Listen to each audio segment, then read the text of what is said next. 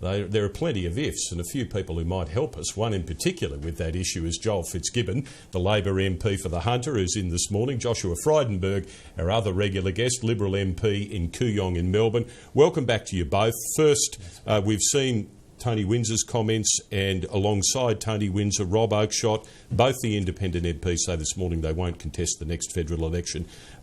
Your response to that news, Joel? Well, first of all, Tim, I'd like to pay tribute to both Tony and Rob Oakeshott. I think they've both made very significant contributions to the Parliament and therefore to the Australian community, and I wish them all the best. Unfortunately, I've seen neither of the interviews, so I'm a bit restricted in what I can say, but I'm a bit surprised that they've both decided not to contest. Josh?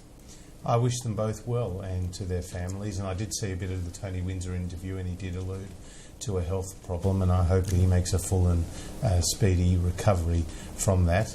But, you know, in the case of Tony Windsor's seat, we've got Barnaby Joyce, who's contesting that election. He's got a tough fight ahead of him, but if he is successful, I think he'll make a very good contribution. OK, to the question that everyone would be asking you this morning, Joel, is there any possibility of a special Labor caucus meeting before the end of this week that might consider the question of leadership? Any? Oh, look, Tim, I'm not going to enter into this debate.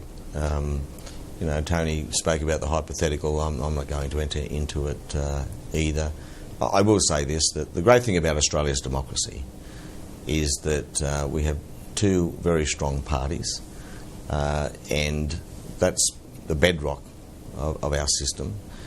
And, you know, I believe that everyone in the Labor Party wants to do everything they can to ensure that the Labor Party remains as strong as it possibly can be.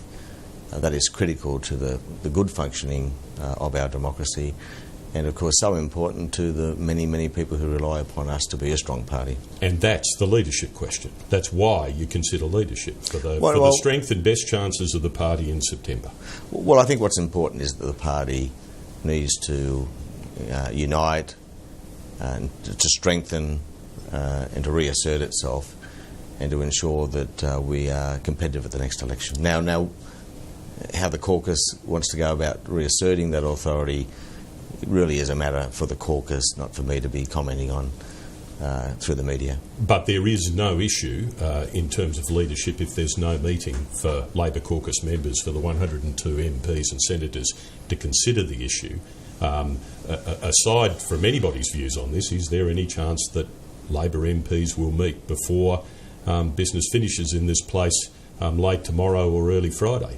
Well, I'm just not going to feed the frenzy by running hourly commentary on the thoughts of members of the caucus. What we've all got to focus on is ensuring that we leave this place at the end of the week as a strong and united party. It doesn't look very united when Labor caucus members are being told that they'll be forced to vote with a show of hands if the leadership question comes on. How did you feel about the Prime Minister's chief press officer briefing people yesterday on the possibility that Kevin Rudd supporters might have to show their hands in a vote so the PM would know who they were? If true, I think it was a mistake, and I think it does nothing to help us reach the objective I was just talking about, and that is making sure that when we leave this place for the last time between now and the next election, that we are a strong and united force. We'll go further on the issue, but Josh, how did it strike you that John McTiernan was briefing journalists and others that Labor MPs, if they wanted to bring on a leadership change at some point, would need to put their hand up for leaders? Well, Tim, nothing surprises me given what's going on with the Labor Party, and would be, as Joel said, he is a long-standing Labor Party member. He finds it a big mistake. I'm sure a lot of his colleagues will agree, but that's internal Labor Party issues. You know, what I'm concerned about is who's running the country, and at the moment you've got both Julia Gillard and Kevin Rudd who want to be Prime Minister, and as long as they're both in the same party and in the same parliament, you're not going to get unity, and you're not going to be able to deal with the big issues which Australians are expecting of us. Now, Joel, Tony Windsor did say during the lengthy press conference that he would be inclined, not that he would definitely, but that he would be inclined to back a Tony Abbott no-confidence motion against a Kevin Rudd-led government, which, of course, is where we enter interesting constitutional grounds were we to get there. How big a setback is that? And how concerning is it for you that might weigh in on the leadership judgment that Labor MPs are making?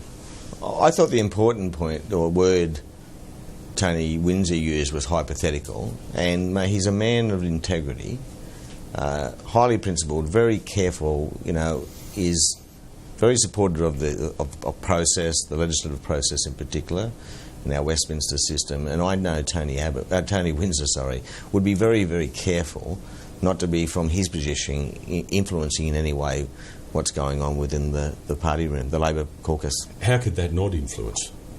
Well, I thought by refusing to enter into it, describing it as hypothetical, was his way of saying, I don't think it's for me at this point to be entering into that debate. Do you know whether there has been any discussion yet carried on with the independents about how, as a group, they would line up were this hypothetical situation come to pass? Well, again, that's inviting me to add to the feeding frenzy already taking place across the building. I don't think it's helpful. We need to focus on reasserting ourselves, reuniting, and getting on with the job of winning the next election. There's a big air gap now, isn't there, between what's written in the newspapers this morning, the extent of detail that reporters seem to have on how this process might unfold, whether, where Kevin Rudd's thinking is, apparently still not yet ready to move on his I won't challenge undertaking, and what Labor MPs like yourself are able to say when you're good enough to come and speak to us. You uncomfortable with the fact that you're having to deny what the rest of the world is saying is the bleeding obvious?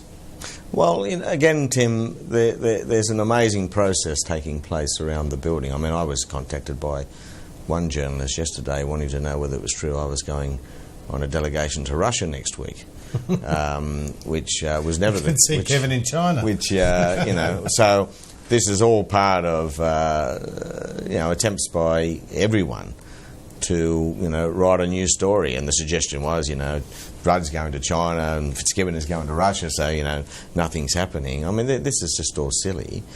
But I'm is not it all further disconnected fuel from it. The truth? Is it all? It's not all disconnected from the truth, surely.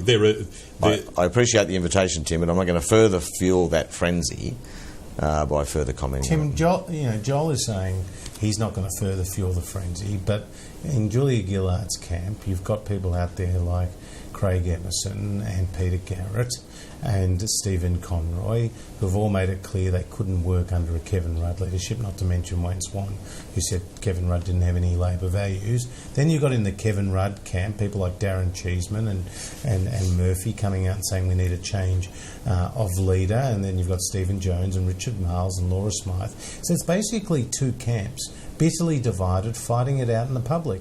And I go back to where I started. The Australian people want more than that. We've only got 80-odd days to an election.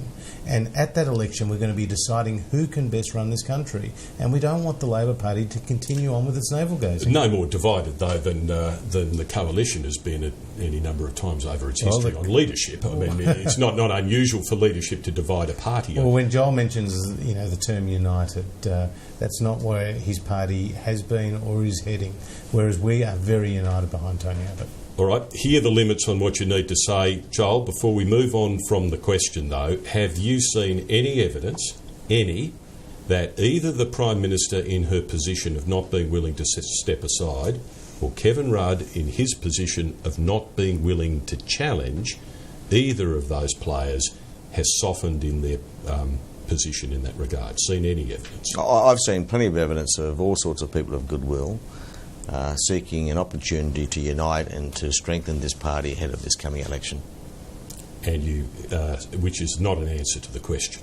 Well, Tim, I'll say again, nothing I specifically say on this question will do anything but further feed the frenzy we already have in this building.